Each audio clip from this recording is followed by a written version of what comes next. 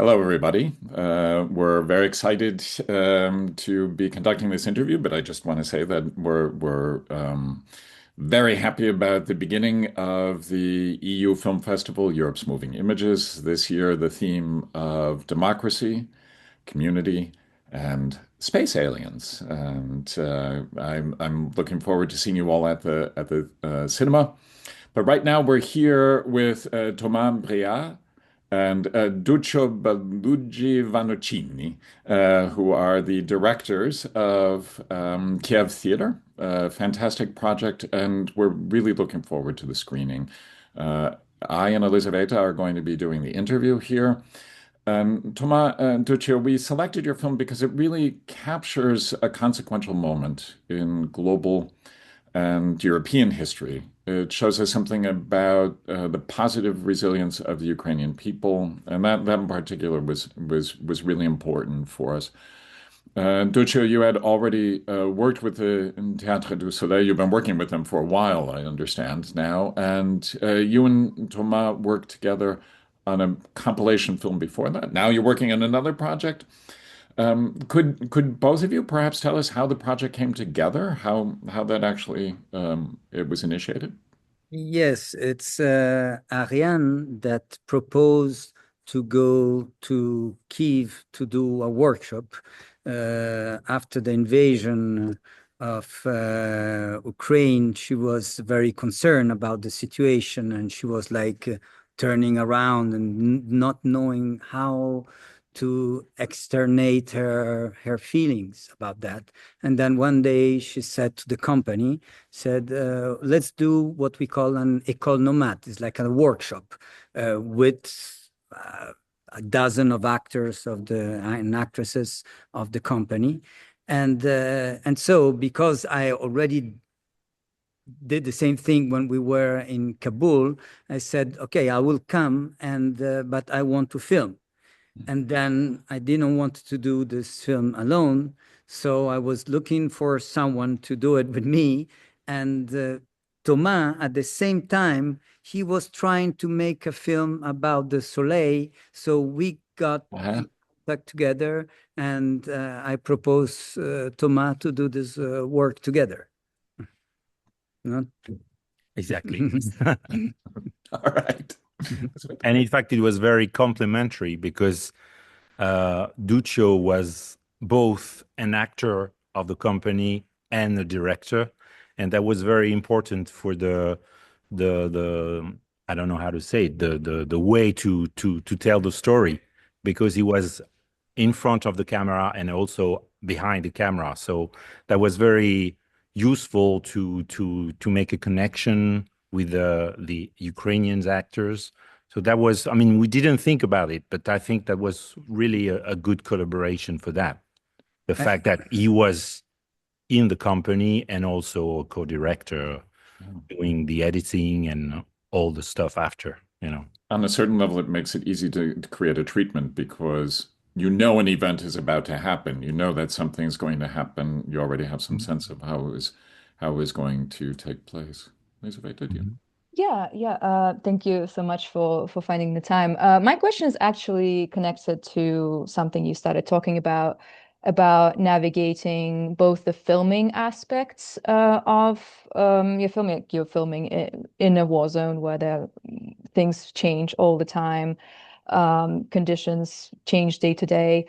So yeah, my first kind of half of the question is about that. So navigating filming in these conditions. And the other aspect that I was interested in was about navigating acting and acting with Ukrainian actors and potentially acting out scenes that could be traumatic for them. So how did you navigate the filming side and the acting side of it? Thank you. Well, actually, to continue the story of before, Ariane wanted me to take part in the workshop. And it's something that is very stressful and tiring. So I said, no, I prefer just stay behind the camera and film. And then on the first day, we filmed the first day of the workshop. And then the people of the workshop sort of disappeared. And I said to Thomas, well, this is not going to work, because before they told us you need someone that will make sort of a, comment est-ce qu'on dit, fixeur. In French, we call it fixer, someone in the location who helps you to have connection with the. And we said, no, we'll have hundreds of people in the workshop, so no problem. But the first day was like this. So I said, well, I have to change. So I went to Ariane and said, if you want, I can take part of the workshop. And so the next morning, that's what I did, and did some improvisation. And of course, immediately when you share the stage with other people, they want to share something else. And so that's what happens. They wanted immediately they started to ask questions, and so we got this connection, this connection together. And that was one of the point of the way to tell that story. Fantastic. Yeah. Elizabeth asked about, but filming in a war condition didn't impact the filming itself? Actually, before to go there, I mean, we have some very different kind of information, but a lot of people were saying, "Oh, it's terrible. You can't even, take off your smartphone because it's very dangerous," and blah blah blah. And so actually, we really didn't know. I mean, inside the theater, there was no problem because it's inside. So we didn't have any problem, except sometimes the alarms, but no problem of rights to shoot, But in fact, even outside, we were very lucky, because I think the situation is much worse now, actually. We have, of course, every day there was alarms, etc. But it was a time where even Ukrainian didn't went to the shelter when they hear, So in fact, we were really surprised, because it was very not quite, because you feel every day the tension, and the war is here every day. But about the drones and the bombings, etc., it was a very, let's say, peaceful time, and compared to today. So it was okay. But of course, the war was there everywhere, on the stage, in the discussions, and because, as you guess, I mean, everybody has a connection with war, or a brother or sister, or some friends, or a husband, and everybody. That's what we also discovered. I mean, almost every Ukrainian have an action linked to the war, like helping people with making food, or sending clothes, etc. So war is everywhere, but it didn't really interfere in the shooting of the film. Interesting. And indeed, I mean, the film seems to capture that. I'm left with the impression that every actor, anybody on the stage or in front of a camera, participated in that workshop. It just seemed like such a strong, powerful event for the people who were participating. And it's capturing a moment when things were, as you're describing, a bit more hopeful. And right now, the winter and everything is bearing down on people. And I'm wondering, I assume the film was screened in Ukraine, and I suspect that you're at least in touch with some of the people still. Do you have anything to say about both the kind of immediate reception and the long-term connection that you've had with people there? Actually, one of the stagiaires, comment on dit stagiaire? The actors, the attendant of the workshop. Yeah. Wanted to come, because at the end of the workshop, Ariane told everybody, you can come to Paris and to the cartoucherie whenever you want. I mean, the door is open, etc. Knowing that the men couldn't do it because it was impossible at the time. But once one of the actor tried to do it, and he couldn't because it was forbidden at this moment. But a few months ago, he succeeded, because after when you have been to the front, sometimes you have a kind of permission to stop, of course, working and to go abroad, and he did it. So it was very moving that he came here, and that was a great moment. And of course, we still in contact with some, not all, of course, but with some of the actors. And yes, I think the problem is, I mean, almost now 2 years. 2 years after, it's the situation is worst. Obviously, it's really.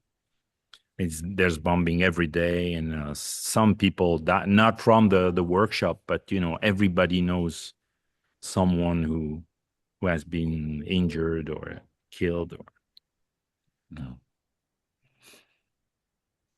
Yeah, and I'm really glad that you still managed to keep this contact and stay in touch. And I'm sure this was incredibly useful and fruitful and collaborative for the Kyiv Theater. My question for you is about potentially, like, what do you have anything you would like your American audience to watch in for your film? Like, what's the message that the American audience should take from your film? What do you think? Well, America in these moments is in such a terrible situation, and of course, and it's like it goes like a wave all over the world because of this terrible situation. So first, I would say, think and vote well. When is the next midterm election? First of all, because you are in the United States, of what I feel from here, what we feel from here in Europe, in such a thin line of going really on the evil, dark side, that the example that the United States wanted to be, it was not always like this, of course, but the example they wanted to be is no more there. And I think, of course, in Europe, we need a strong Europe, but we need a strong partner of the United States. And now we're losing that partner. So if I have something to say, go to vote. Go to vote and resist. I would say resist, really. And it is a resistance, and it's a terrible, hard resistance, as you can see it in what happened in these last days, especially because it's so violent. The attacks are so violent. It's hard to really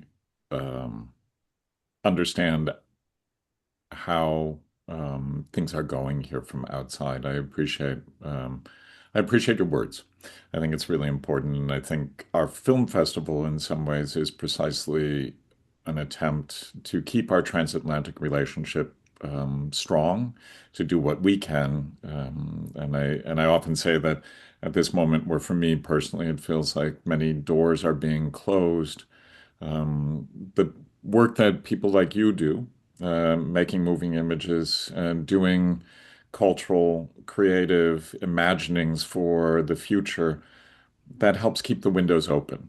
And I'm just absolutely delighted to be able to screen your film. We're happy that we're able to do that, and to do our part together, to keep communication going and to keep us on both sides of the Atlantic in contact with each other and imagining a better world, because a better world is definitely possible than the one that we're in right now. Yes. And this world, sorry to interrupt you, but this word must be imagined as a better world of course, from the Democrats, but from the Republicans. They have to see what is happening to their party. That is not probably my party, but they have to see it, that they will have to do the first step now. We hope so. Thomas, any other words? Any further words? I think that because you must know, I mean, I don't know if you know, but in France, we are on the merge to have the same problem, in a few months or in a few years. So I hope that maybe the American example will be a good warning not to go in this direction, and I hope that, but I'm not sure that will happen, but I really hope that if that's only if that could be the only good thing for us, it's you don't want to do that, so go to vote and don't do the same thing, Yeah. All right. And with that, I'm going to say thank you. We're looking forward to screening the film, and I'm excited to see your next projects. And we are very honored Thank that you. the film is going to be screened in the United States. Great. Thank you. Thank you very much. Thank you.